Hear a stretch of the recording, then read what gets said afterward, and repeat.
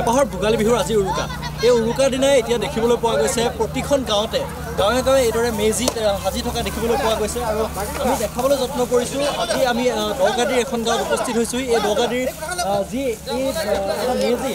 ৭৫ foot উচ্চতাৰ এটা মেজি ইয়াতে নিৰ্মাণ কৰি থকা হৈছে আমি দেখাবলৈ যত্ন কৰিছোঁ আৰু ইয়াতে সকলো গাঁৱৰ ডেকা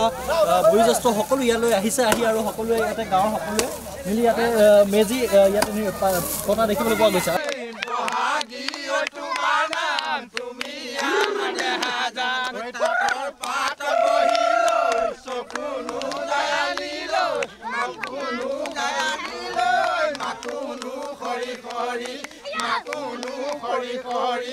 আজি যেহেতু উৰুকা আৰু ইয়াতে দেখিবলৈ পাইছোঁ আমি খৰি ফালি আছে ইয়াতে ডেকাসকলে খৰি ফালি আছে গাঁৱৰ সকলোৰ লগত আমি কথা পাতিবলৈ যত্ন কৰিম হয় খৰি ফালি আছে হয় খৰি ফালি আছে আৰু গাঁৱৰ সকলো গোটেই গাঁৱৰ সকলো আছে ভাল লাগিছে আৰু বয়োজ্যেষ্ঠও আছে তাৰপৰা আপোনাৰ আয়োজন কৰিছোঁ ভালকৈ অকণমান এটা সপোন আছিলে মানে আমি যোৱা বছৰে আমি ভাবি থৈছিলোঁ যে এই বছৰ আমি এটা ডাঙৰকৈ মেজি পাতিম মানে কি পাতোঁ আমি প্ৰতি বছৰে পাতোঁ আমি নামঘৰতো পাতোঁ আমি এতিয়া গৈ নামঘৰতো এটা মেজি বনাম প্ৰতি বছৰ গাঁৱৰ মানুহ আৰু মানে কি আমাৰ সপোনটো আছিলে আমি খৰিয়ে পাতিম মানে কিবা ধৰক খেৰ কিবা কিবি এইবিলাক দি পাতিবলৈ মন নাছিলে মানে একদম খৰিয়ে আগৰ পুৰণা যিবোৰ আমাৰ ককাহঁতে পাতিছিলে সেইধৰণে মানে মেজিটো বনাইছোঁ পৰম্পৰাকৈ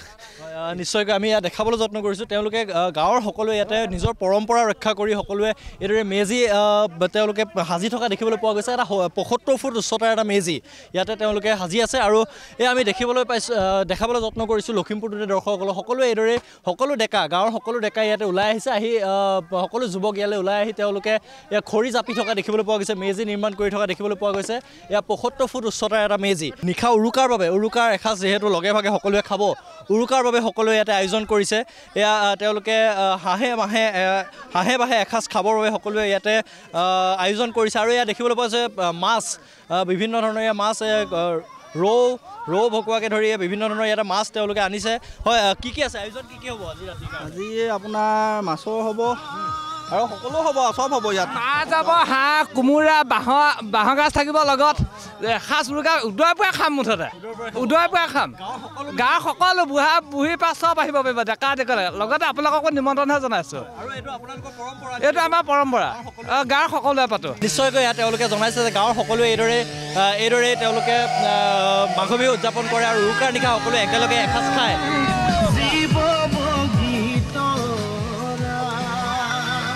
এফাকি যদি আপোনালোকৰ মুখত বিহু হয় তেতিয়া ভাল লাগিব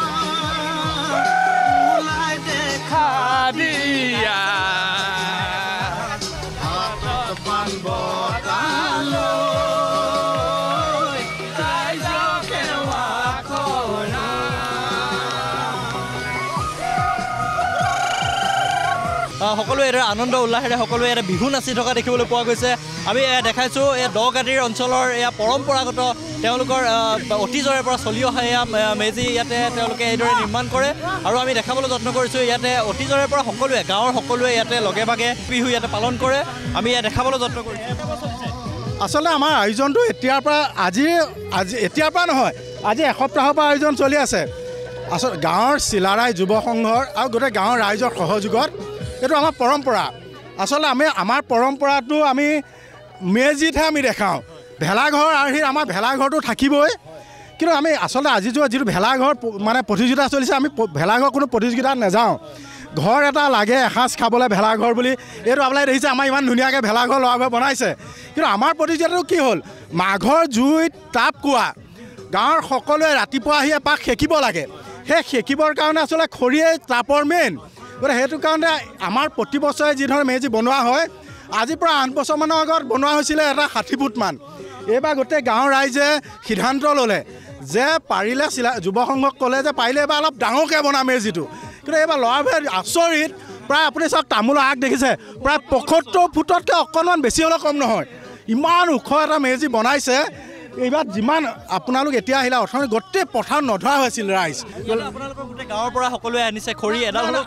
এটা আপুনি আচৰিত লাগিব আমাৰ গাঁৱৰ যুৱকসকলে ইটো মূৰ আৰু সিটো মূৰৰ পৰা ট্ৰেক্টৰ লৈ ল'ব বা ঠেলা লৈ ল'ব প্ৰতি ঘৰত সোমাই যাব প্ৰতি ঘৰৰ পৰা খৰি দি যাব খৰি মানে ঠেলাতে হওক ট্ৰেক্টৰতে হওক দি যাব আৰু ডাঙৰ ডাঙৰ গছ মানুহে মনত বেয়াহে পায় মই কেলে বাঢ়িব নোৱাৰিলোঁ লোকে খৰি কিনিবলৈ বিচাৰে আমাৰ কিন্তু এইটো নাই কোনো প্ৰতিযোগিতা নহয় আমাৰ প্ৰতিযোগিতা এটাই হয় কেনেকৈ ফূৰ্তি কৰিব পাৰি চবে কেনেকৈ আন্তৰিকতাই সকলো গোট খাই থাকিব পাৰি সেইটোহে আমাৰ প্ৰতিযোগিতা হয় আমাৰ প্ৰতি ঘৰে এটা মানে আকৰ্ষণ কি এটা উৎসৱ এডাল খৰি দিয়ে কোনোবাই নিজে ডাল কাটি আনে কোনোবাই গুৰি কাটি দিয়ে কোনোবাই নিজে দিয়েহি এতিয়া আমাৰ পৰম্পৰা এইটো আছে আজি প্ৰায় 70-80 বছৰৰ মানৰ পৰা আমাৰ মনত পৰা দিনৰ পৰা আছে আৰু ধন্যবাদ জনাইছোঁ আপোনাক আমি ইয়াত দেখাবলৈ যত্ন কৰিছোঁ এইদৰে সকলোৱে ইয়াতে উঠি পৰি লগা দেখিবলৈ পোৱা গৈছে এইটো এটা তেওঁলোকৰ পৰম্পৰা যিহেতু অতীজৰে পৰা চলি আহিছে তেওঁলোকৰ এইদৰে গাঁৱৰ সকলোৱে এই স্থানতে এইদৰে মেজি ইয়াতে নিৰ্মাণ কৰে আৰু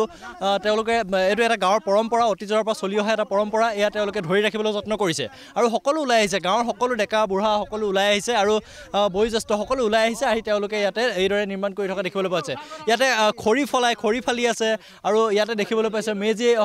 নিৰ্মাণ কৰি থকাসকলে ইয়াতে তেওঁলোকে মেজি জাপি খৰি জাপি আছে আৰু ইয়াতে ৰাতিৰ খাদ্যৰ কাৰণে ৰাতিৰ আহাৰৰ কাৰণে বা ৰাতিৰ সকলোৱে মিলি এসাঁজ খাব ভাত সাঁজৰ কাৰণে ইয়াতে সকলোৱে ইয়াতে আয়োজন কৰিছে আমি দেখাবলৈ যত্ন কৰিছোঁ হয় আমি কথা পাতিবলৈ চেষ্টা কৰিম আপোনাৰ লগত ৰাতিৰ আয়োজন কেনেকুৱা এতিয়া ৰাতিৰ আয়োজন হাঁহৰ মাংস তাৰপিছত আকৌ মাছ আছে আৰু কিবা কিবি বনোৱা হ'ব আৰু চব্জি মাছ ৰৌ মাছ আছে তাৰপিছত গাছ কাপ আছে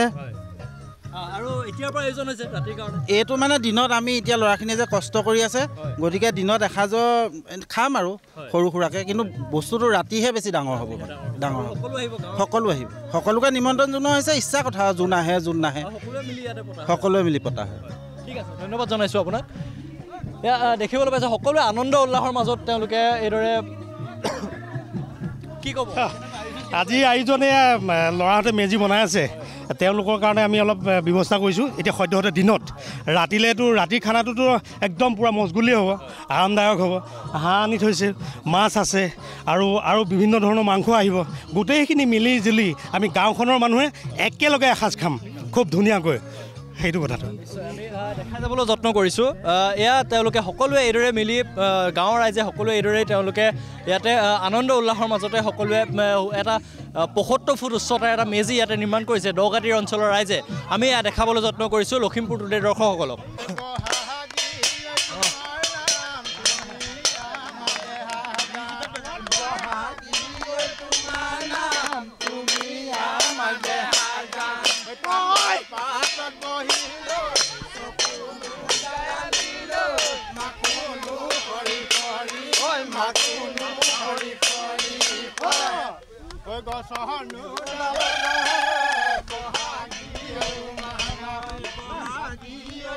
হয় আমি দেখাবলৈ যত্ন কৰিছোঁ এইদৰে সকলোৱে এই দগাটিৰ অঞ্চলৰ ৰাইজে এইদৰে সকলোৱে আনন্দ উল্লাসৰ মাজত ইয়াতে মেজি নিৰ্মাণ কৰি থকা পৰিলক্ষিত হৈছে আৰু সকলোৱে বিহু জুৰিছে যিহেতু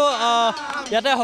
সকলো ডেকা গাভৰু সকলো গাঁৱৰ সকলো ৰাইজ ইয়াতে উপস্থিত হয় আৰু তেওঁলোকে ইয়াতে সুন্দৰকৈ বিহু পাতে আৰু এই মাঘ বিহু পাতে আৰু ইয়াতে দেখিবলৈ পোৱা গৈছে এটা সুউচ্চ এটা ৭৫ ফুট উচ্চতাৰ এটা মেজি ইয়াতে তেওঁলোকে নিৰ্মাণ কৰিছিল আৰু ইয়াৰ তলতে সকলো ডেকা বয়োজ্যেষ্ঠ সকলো ইয়ালৈ আহিছে আহি ইয়াতে তেওঁলোকে ইয়াতে আনন্দ উল্লাস কৰি থকা দেখিবলৈ পোৱা গৈছে আমি দেখাবলৈ যত্ন কৰিছোঁ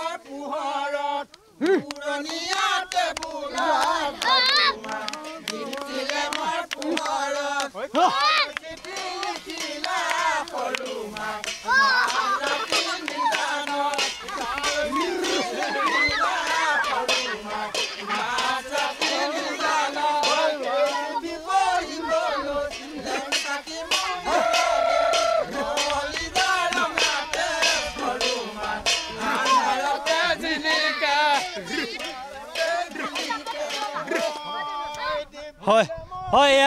এয়া আছিল দকাটি অঞ্চলৰ এই যি ডেকা গাভৰু সকলো মিলি ইয়াতে যিদৰে এই মাঘ বিহু উদযাপন কৰে আৰু এয়াই আছিল লখিমপুৰৰ দকাটি অঞ্চলৰ এয়া মাঘ বিহুৰ আমি কিছু দৃশ্য আমি দেখাবলৈ যত্ন কৰিলোঁ আজি উৰুকাৰ নিশা তেওঁলোকে এই মেজিৰ তলতে ভেলাঘৰ নিৰ্মাণ কৰিছে আৰু এই মেজিৰ তলতে তেওঁলোকে সকলোৱে লগে ভাগে এসাঁজ খাব আমি দেখাবলৈ যত্ন কৰিলোঁ লখিমপুৰ টুডেৰ পৰা ৰঞ্জিত গগৈৰ সৈতে মই ভাস্কৰজ্যোতি বৰুৱা